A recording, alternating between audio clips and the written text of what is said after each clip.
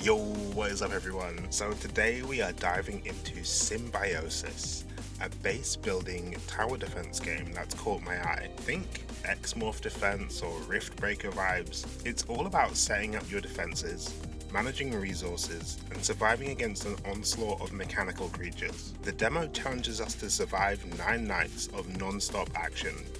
Will we make it through, or will our defenses crumble? By the way, this game is in early access with no release date as of yet, but the demo is available to download on Steam. So, controls are what we would expect. We can move around with WASD and we can hold left shift to sprint. We can't use weapons or tools while sprinting.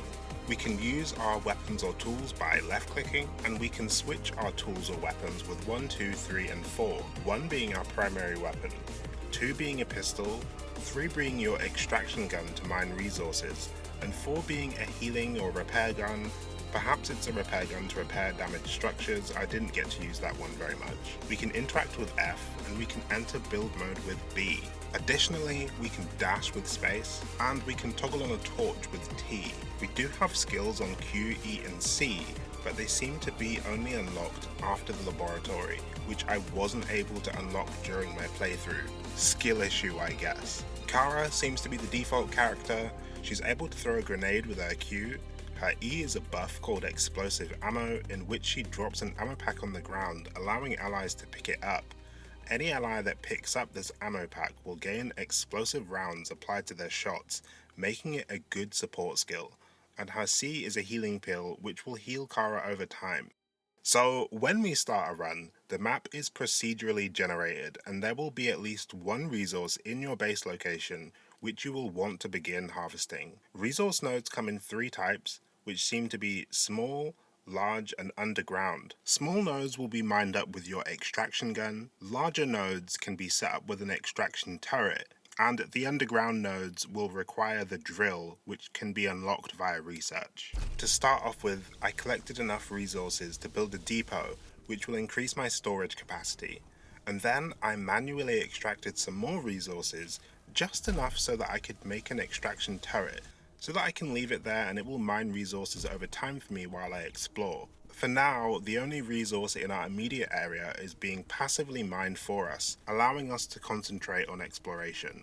What we are looking for is terranium. Terranium is this blue resource and it's very crucial for crafting.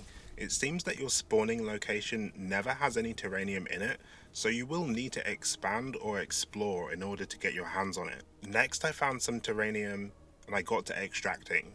After collecting enough terranium, I went to collect some more vanadium. However, it seemed that there wasn't any spawn points close to the perimeter of my base, making it really tricky. So exploring in this game isn't quite as straightforward as other games. You will only be able to stay in the fog for as long as your air capacity can last, and you can see the air capacity in the top left underneath my health bar. It's also telling me the amount of seconds I have left in the fog before I run out of air and start taking damage. So after a struggle, I did manage to get my hands on enough terranium to manage to afford an upgrade at our base, which will increase the building recipes that we have. We're going to need 500 to hit our first milestone upgrade. This will give us access to building the turret, the toxic fog scrubber, the generator and the lamp.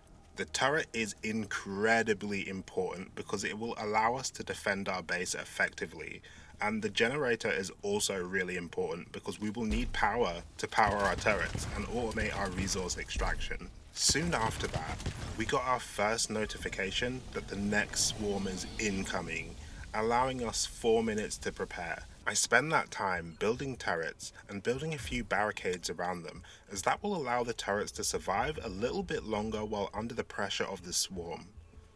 While building, I quickly realized that we were low on power and that my automated mining turret wasn't mining, so I had to sort out the power generator. Unfortunately, because I had to buy the power generator, I wasn't able to build more than 2 turrets for my first defense. After building, I barricaded everything up, and you're going to have to learn to do this in the game because it's absolutely necessary, because the swarm can do so much damage to your structures. I felt like I had built all I can within the timer, so I spent the rest of the time extracting more resources. In came the first swarm. We managed to handle this first wave pretty easily and come out pretty much unscathed. However, this is only the beginning.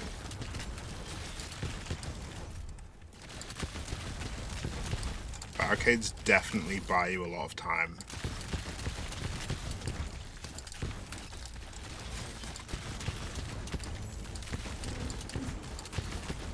After the swarm, I ended up spending some time just getting familiar with my surroundings around the immediate area of my base. I collected some resources as I went, and I scouted out the area to put down my toxic fog scrubber, which will increase the safe radius of breathable air around my base. Due to the tricky resource layout on this map, I ended up spending most of my time preparing for the next swarm, bolstering my defenses from the direction that the swarm was predicted to come from. Another generator was required to power my additional turrets, so I put one of those down too. I had played a run of this game before just to get familiarized, and at this point I had just learned that you could turn the camera, which was not expected for this type of game. Oh, we can turn our camera? I had no freaking clue. My defenses were looking pretty shoddy, and I definitely could have done a better job laying out my defenses in a more efficient way, but it was gonna have to do for now. The game isn't actually hard, but boy, it can blow you away if your expectations are that there are only going to be a few monsters coming after you. Nope, it's a big swarm. I finally found an area to put down my first toxic fog scrubber. I wanted to put it in an area that I could passively extract uranium, and I found a node just close enough that my fog scrubber could cleanse the area and make it safe to set up my extraction turret. After that, I began to explore around my base in the toxic fog, and I began to notice some nuances about your oxygen bar. Your oxygen bar will recharge slowly if you're sprinting, and it will use quite a large amount of oxygen to dash as well. And your oxygen recharges faster while standing still, so all of these things need to be taken into consideration while exploring. Our next big upgrade from our base required 2,000 vanadium, so we were going to need to increase our depot storage by building another depot. Ultimately, everything that you build is going to need defenses as well. So, when calculating how much resources you need, you're going to need to make a little bit of overhead to account for the defenses that you're going to need in order to keep those structures around. This particular map generation had a large amount of enemies to the southwest of my base, making it really hard to travel through. I didn't want to take on too much fights because of the oxygen limitations that are applied to you when dashing or sprinting. With all the resources I had acquired, I spent some time bolstering my defenses and double walling my barricades, primarily because I saw this on the Steam page in a screenshot, and that gave me the hint that it was probably necessary, and boy was I right. Although this is a very large resource investment, it is worth it because losing a turret, a crucial part of your defense and costly in resources, just isn't worth it. I carelessly wandered into a large pack of enemies, and the ranged enemies pretty much almost instantly took me out, resulting in a death. God damn. You don't lose anything on death other than crucial preparation time. While preparing for the next wave of enemies, I put down another toxic fog scrubber in order to increase the safe radius around my base some more. Eventually, the swarm came in, and this is where the very large boss monsters spawn.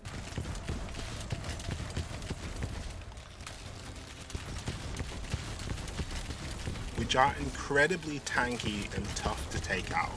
The most problematic part about them is that their attacks have an AoE radius, which will absolutely decimate your structures, which is why this double wall barricade is completely necessary.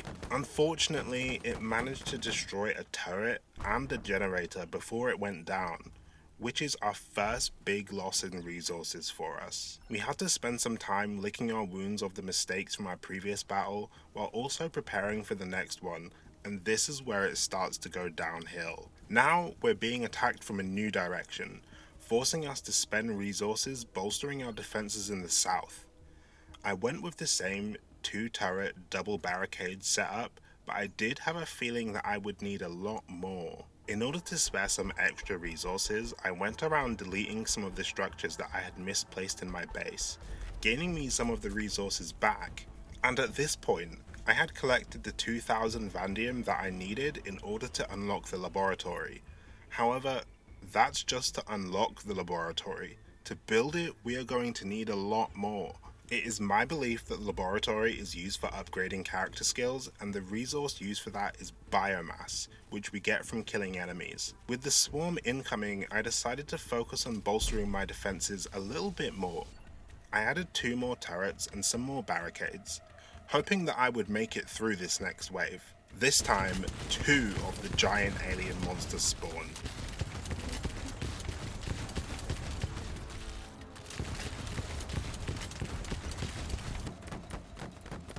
Absolutely flattening everything I had just built and eventually making it all the way up to my base.